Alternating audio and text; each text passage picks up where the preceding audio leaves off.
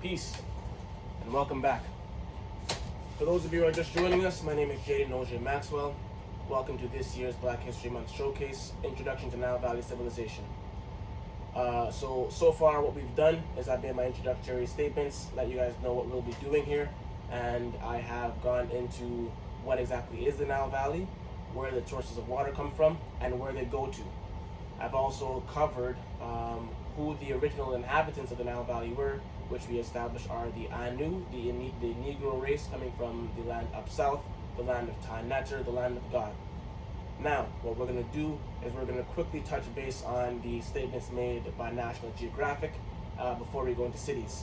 That first statement made, just to remind us all, was that for civilization as we know it began in Mesopotamia, 4000 BC, following Egypt.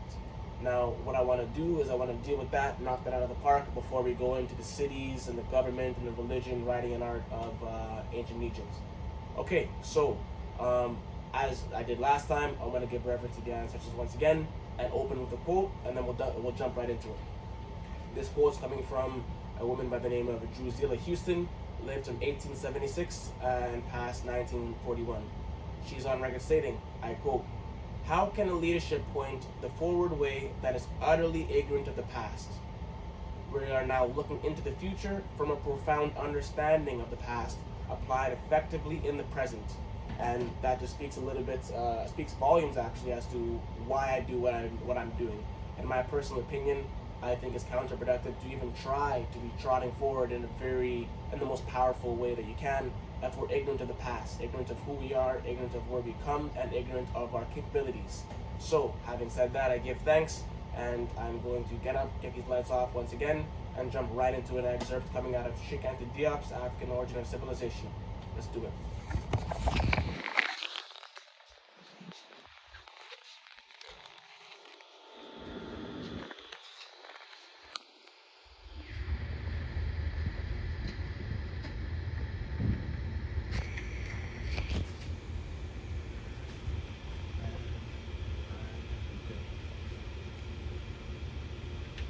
Alright, so what we're looking at here is the beginning of chapter 5 of African Origin of Civilization, page 100. I'm going to read an excerpt out of this page now. I quote, "Nowhere else had conditions favored the development of human society to the same extent as in Egypt. Nowhere else do we find a chalcolithic industry comparable in its technical perfection. Moreover, apart from some stations of uncertainty of uncertain age in Palestine, no trace of man earlier than 4000 BC exists in Syria or Mesopotamia. By that date, the Egyptians had their feet on the threshold of their history proper. It is then reasonable to attribute the precious development of Egypt's first inhabitants to their own genius and to the exceptional conditions of the Nile Valley, like all that rich deposit of silt, as I mentioned in Anthony T. Browder's publication, Introduction to Nile Valley Civilization, page 45. Nothing proves that it was due to the incursion of more civilized strangers. The very existence of such, or at least of their civilization, remains to be proved. By and large, these observations by Moray are still irrefutable today. The author alludes to the date 4241 BC, after a slight correction, 4236 BC, when the calendar was definitely in use in Egypt. Thus, it is in Egypt that we encounter with mathematical certainty humanity's most historical date. What do we find in Mesopotamia? Nothing susceptible of being dated with certainty. Mesopotamia was still building with sun-dried bricks made of clay that transformed into a mass of mud." Profound. So what that tells us is not only was Egypt's history already well underway by 4200 BC, but the fact that a calendar system was underway was intact and established shows that by that time they were already observing the stars for a lengthy amount of time. Okay, so I'm going to go on forward and I'm going to quote another excerpt out of the same book. But this now is coming from a page 102.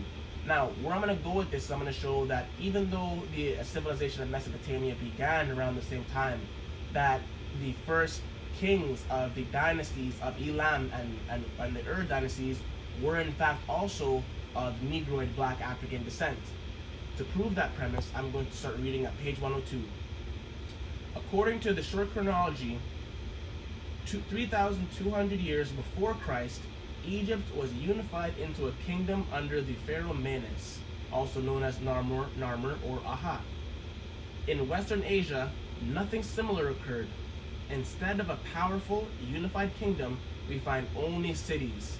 Cities like Susa, Mori, Su, and Sumer, attested sometimes by anonymous tombs. I want to keep that in mind, anonymous tombs that are dubbed royal tombs without any proof. Thus, elevated to a kingly rank are peasants who were either fictitious or merely village or town patriarchs. I'm going to move on, page 103, same book. The term inventor applied to a man by the name of Sir Leonard Woolley, who discovered these tombs. He proves that the word royal could not be justified except as a working hypothesis. On the contrary, the most ancient kings of Elam and the Arabia area were indeed blacks, without the slightest doubt, as attested by monuments exhumed by Dieulafoy, page 103, African Origin of Civilizations. On the same page, it goes on, and we're not going to go too much longer. In the demolition of a Sassanid wall made of the most ancient materials available locally, monuments were found dating back to the Elamite dynasty, period of the Susa history, which I looked up and is around 2700 BCE, before Common Era. On removing a tomb placed across a raw brick wall, which was part of the fortifications of the Elamite gate, the workers uncovered a funeral urn. The funeral urn was encased in a masonry covering composed of embalmed bricks. Now I'm going to continue that excerpt on page 104 so we can continue along. 104. Now, these bricks came from a panel depicting a personage superbly dressed in a green robe with yellow, blue, and white embroidery. He wore a tiger skin and carried a cane or a golden spear. Most surprising of all, the personage, whose lower jaw, beard, neck, and hand I found was black, his lips were thin, his beard was thick, the embroidery of archaic style seemed to be the work of Babylonian artisan. In other Sassanid walls, built of earlier materials, were found glazed bricks revealing 2 feet shod in gold, a very well-shaped hand, a wrist covered with bracelets, the fingers held on one of those long canes that became the emblem of the sovereign power under the Achaemenides. My apologies. A piece of the robe bore the coat of arms of Susa, partly hidden under a tiger skin. Finally, a flower fringe on a brown background. His head and feet were black. It was even evident that the whole decoration had been designed to blend with the dark complexion of the face. Only powerful personage had the right to carry long canes and wear bracelets. Only the governor of a fortified post could have his image embroidered on his tunic. Yet the owner of the cane, the master of the citadel, was black. It is therefore highly probable that the Elam was ruled by a black dynasty. Powerful. To wrap it up, I'm gonna continue. Judging by the features of the face already described, an Ethiopian dynasty. Now, half a century later, the findings of the Dr. Contino confirmed that Dieulafoy's conclusions on the role played by the black race in Western Asia. First, he recalled the opinion of Quatrefages and Hami on the ethnic types represented on Assyrian monuments. The Susuid, in particular, a probable product of some mixture of Kushite and Negro, with his relative flat nose, dilated nostrils, prominent cheekbones, and thick lips, sound like the kinfolk, is a racial type well observed and depicted. Next, he reports Hussey's classification of the present population, probably composed of the 3 strata, one of which is thus described: Ariano Negroids, corresponding to the ancient Susians, who for the most part were blacks, a race of short Negroes with slight cranial capacity. The Aryo Negroes are a brachycephalic not dolichocephalic, like large Negroes. They are found in Japan, islands of Malaysia, the Philippines, and New Guinea. Now that was a profound statement because it correlates with something that I learned not too long ago, and that is in regards to what is said to be the indigenous population of the Philippines, which we just mentioned, and that is the Negrito. What we're looking at here is a depiction of what is said to be the indigenous population, or one of the most indigenous populations of the Filipino people.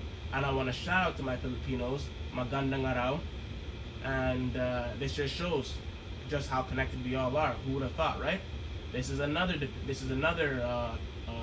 picture of another indigenous Filipino people called the Ita or Aita. I'm trying to get the pronunciation right. Now you can't see this little girl too much here, but she has a nappy afro, like what I had back in grade 4. Those of you who know me know what it is. All right, now as you can see the Philippines. This is another depiction here of what they look like, dark skin afro. This is a modern day depiction of some of the elders of that time. You can see the Asian and African features mixed in them. And this is a young girl. All right, so now we've dealt with that. Now we spoke of the calendar. To wrap this up, I'm going to go back to the calendar and I'm going to elaborate on what I was talking about there.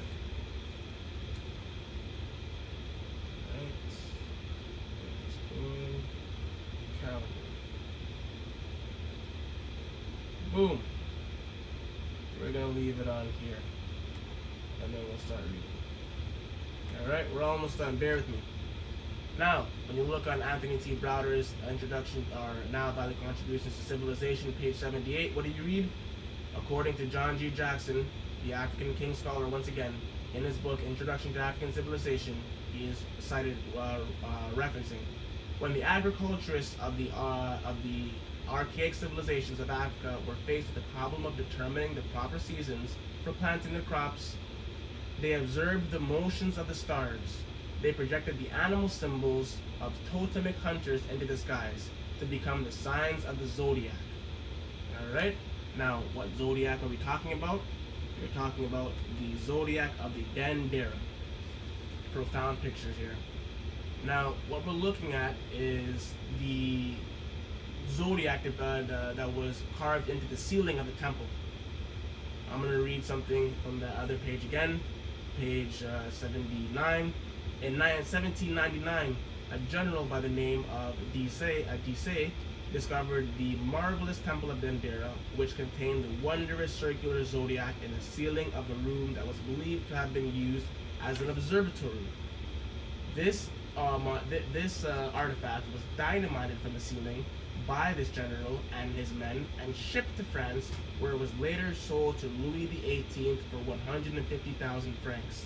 It is now prominently displayed in the Louvre Museum in France. So once again, that is the depiction of the zodiac. You see here the outside of the Temple of Dendera. Alright, once again, Medu Necher, writing of the god, all on the top here. You can see a little person here, and you can see the relation in size. Picture of the inside. Once again, beautiful, magnificent columns. This artwork here is not done by slaves, mind you. This artwork here, everything is intentional. Every stroke, every carving is intentional. Once again, the ceiling, you can see the extent that they went on the ceiling. They were not playing around. Megalithic. Alright. This is a picture on a map of where the Temple of Dendera is. Once again, you see, just as everything else, and Luxor, Aswan, it is right on the bank of the Nile Valley. And in conclusion, this is a picture of the artifact that was dynamited off the ceiling. Alright, so that does it. So in regards to the National Geographic statement, in regards to Mesopotamia being the origin of civilization 4000 BC, what we see is, without a reasonable doubt, at least 2 centuries before that, Africans already had their own zodiac system in the ceiling of the Temple of Dendera, in order to even have been able to chart these stars. I wanna reference once again, you had to have been watching them for a significantly long time thousands of years prior. Now, what we have here, before I wrap this up, is one of the most beautiful gems of scholarship that I purchased and invested into. What this here is a timeline that I purchased and had shipped from Anthony T. Browder all the way from Washington, D.C. And this identifies and shows African history and world history as far back as 7000 B.C. I'm not going to go into it yet, but what I will tell you is the first sign of the charting of the stars goes to an artifact at the most southern regions of the Nile Valley called Nafta Playa, and that dates back to 7000 BC. We'll go into that later, and we'll show that later when I open this guy up for you. It's too early for that yet. As for now, we've taken care of Mesopotamia, we've taken care of the first calendar system, we've taken care of the Nile Valley, we've taken care of its first inhabitants. I believe I've laid my groundwork. Now that concludes that. We're going to move right into cities, and we are going to start with Thebes, the city of 100 gates. Thank you for your time. Let's go. Peace.